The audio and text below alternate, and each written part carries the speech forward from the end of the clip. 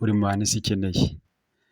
Reka nkuganirize, nkucire umugani, hanyuma turaza kuwusoza rwose nawe ubwawe ubonye ko uri mu bantu isi ikeneye mu buryo bumwe cyangwa ubundi.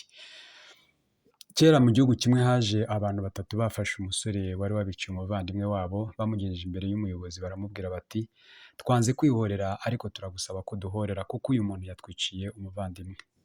Umuyobozi aramubaza ati wamwiciye iki? Aramusubiza ati genda umushumba uwo nishe yanyiciye itungo ariteye ibuye maze nanjye ndarifata ndimuteye arapfa. Wa muyobozi aravuga ati nubwo bimeze bityo ndaguhana nawe ugomba gupfa. Wa musore aravuga ati iminsi 5 kuko data yarapfuye ansigira umutungo njye n'agashiki kanjye gato. Umpaye igihano rero ntagize uko nsiga mbigennye kazagira ibibazo kandi ko nakere. Umuyobozi ati kereka nihaboneka usigara mu mwanya wawe akakwishingira wacika akaba ari we wicwa. Uwo umwe mu bantu bari bari aho bimukora ku mutima yemera kuba umwishingizi wa wa musore. Wa musore aragenda, umunsi wa mbere urahita, uwa kabiri urahita, uwa gatatu n'uwa kane nayo irahita, uwa gatanu wenda kugeza rwose ku gicamunsi abantu batangira kugirira impungenge wa mwishingizi, ariko ku gicamunsi nyine babona wa musore aje yirukanka n'impumu nyinshi yananiwe, ahagarara imbere y'umuyobozi ati nje guhanwa nk'uko byemejwe. Wa muyobozi aratangara aramubaza ati ugaruwe n'iki kandi ko wari ufite ubushobozi bwo gucika? Wa musore aravuga ati nashatse kwereka abantu bavuga ko kubahiriza isezerano byarangiye mu bantu ko bibeshya, kandi ko buri wese akwiye kubahiriza icyo yarahiye ntanahemukire uwamugiriye neza. Iyo ncika uyu mwishingizi wanjye nari kuba muhemukiye cyane bitavugwa.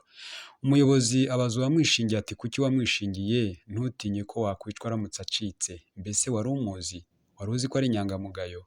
Umwishingizi aravuga ati nashatse kwereka abantu bavuga ko kugira neza byarangiye mu bantu bibeshya, kandi nashatse kumwigisha ko buri wese asabwa kugirira neza abandi atarobanuye ku butoni, ndetse n'iyo byaba bimusaba ko ababarira cyangwa se ko agirira neza umuntu wa ruharwa.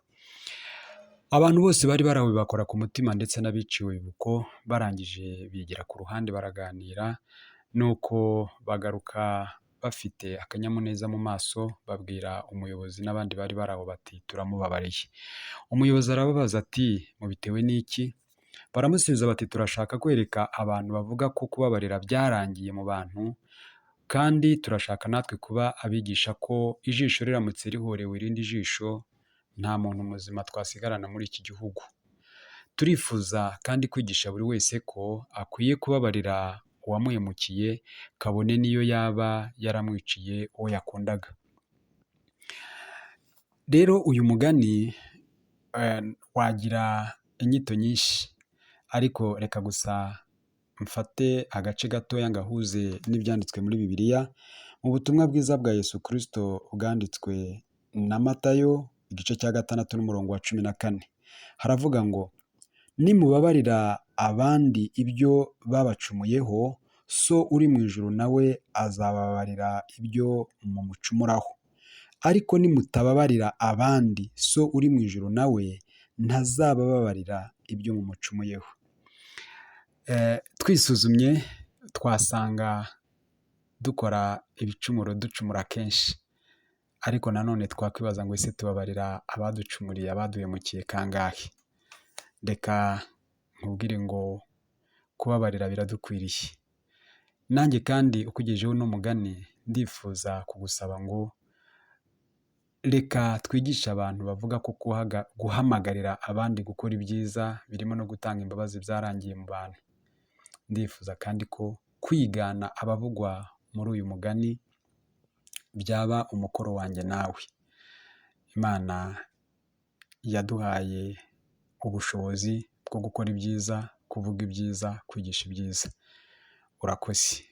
Iyi nkuru ushobora kuyisangiza abandi, waba ubaye ingirakamaro kuri bo, waba utanze umusanzu wo kubiba amahoro mu bantu. Ukomeze ugubwe neza.